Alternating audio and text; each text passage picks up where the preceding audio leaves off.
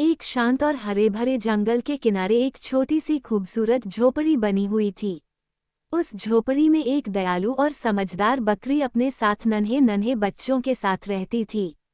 बकरी अपने बच्चों से बहुत प्यार करती थी और हर दिन उन्हें कुछ नया सिखाती थी। बच्चे भी अपनी माँ के इर्द गिर्द उछलते कूदते रहते और खुशी से दिन बिताते थे। लेकिन उस जंगल में एक चालाक और खतरनाक भेड़िया भी रहता था। वो हमेशा मौका ढूंढता रहता कि कैसे बकरी के बच्चों को धोखा देकर अपना शिकार बना सके। एक दिन सुबह बकरी ने सोचा कि घर में खाने पीने का सामान कम हो गया है। उसने अपने प्यारे बच्चों को बुलाया और उन्हें प्यार से सामने बैठाया।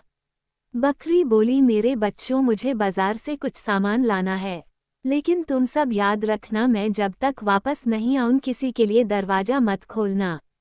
बच्चों ने उत्सुकता संगीत से पूछा, माँ, अगर कोई हमारी आवाज में बोले तो? बकरी मुस्कुराई और बोली, किसी की मीठी बातों में मत आना, सिर्फ मेरी कोमल आवाज और मेरे सफ़ेद चमकते खुर पहचानना, और सबसे जरूरी बात, भेड़िए से बचकर रहना, क्योंकि वह किसी भी वक्त चाल चल सकता है।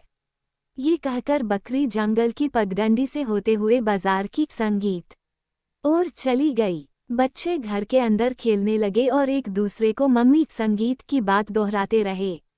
इसी बीच जंगल के पीछे से भेड़िए ने बकरी को जाते संगीत कुएं देख लिया। उसके मन में तुरंत एक चालाक योजना आई। वह धीरे धीरे बकरी के घर की ओर चल पड़ा। घर के दरवाजे पर पहुंचकर भेड़िया अंदर ही अंदर हंस रहा था। उसने अपनी भारी और डरावनी आवाज को मीठा बनाने की कोशिश की और बोला, बच्चों, दरवाजा खोलो, मैं तुम्हारी माँ हूँ। बच्चे आवाज सुनकर घबरा गए। एक बच्चे ने कहा, नहीं नहीं, ये हमारी माँ की आवाज नहीं है। हमारी माँ की आवाज तो मीठी और प्यारी होती है। दूसरे बच्चे ने कहा, तुम भेड़िया हो, हम दरवाजा नहीं खोलेंगे। भेड़िया गुस्से से पैर पटकते हुए वापस चला गया। उसने सोचा, अब मुझे अपनी आवाज बदलनी होगी।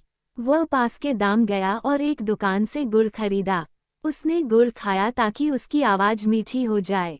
फिर वापस बकरी के घर आकर बोला, बच्चों, दरवाजा खोलो, मैं तुम्हारी माँ हूँ। इस बार उसकी आवाज संगीत सच में थोड़ी मीठी हो गई थी। बच्चों ने थोड़ा सोचा, लेकिन वे समझदार थे। एक बच्चा बोला, अपना पैर दिखाओ। भेड़िया अपना काला खुरा संगीत पंजा दरवाजे के नीचे से दिखाता है। बच्चे चिल्ला उठते हैं, भागो, ये तो तुम्हारे जैसा नहीं है माँ।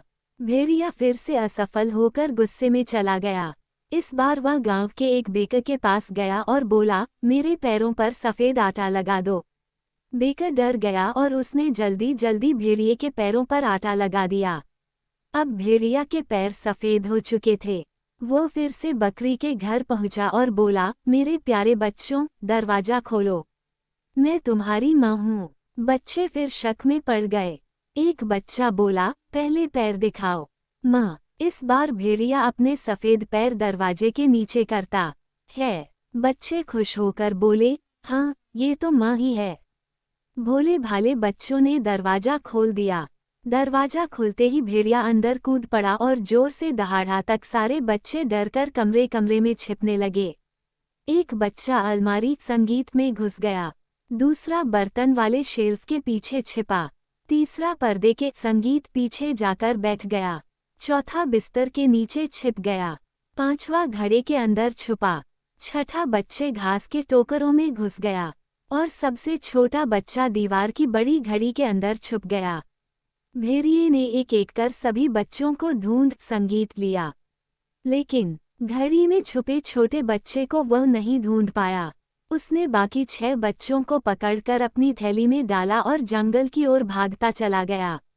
कुछ देर बाद बकरी बाजार से लौट कर आई। घर का दरवाजा खुला हुआ देखकर उसका दिल धक धक करने लगा। अंदर गई तो घर बिखरा हुआ था। उसने घबराकर आवाज लगाई, मेरे बच्चों, कहाँ हो तुम? तभी घड़ी के अंदर से धीमी आवाज आई, माँ, मैं यहाँ हूँ। बकरी ने घड़ी खोली और छोटे बच्चे को बाहर संगीत निकालकर सीने से लगा लिया। उसने कांपते हुए बताया कि भेड़िया बाकी 6 बच्चों को उठाकर ले गया।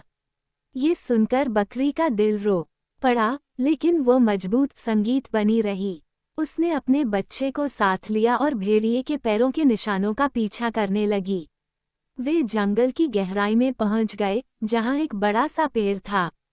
पेड़ के नीचे भेड़िया थक कर गहरी नींद में सो रहा था। उसकी थैली थोड़ी खुली हुई थी और उसमें से बच्चों की हल्की हल्की आवाजें आ रही थी। बकरी ने धीरे धीरे आगे बढ़कर थैली खोली। उसके 6 बच्चे अंदर सहमे हुए थे, लेकिन सुरक्षित थे।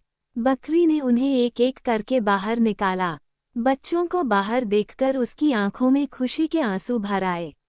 वह बोली, मेरे बच्चों, अब हम चुपचाप घर नहीं जाएंगे। चलो, इस भेड़िए को सबक सिखाते हैं। बकरी ने बच्चों के साथ मिलकर बड़े बड़े पत्थर उठाए।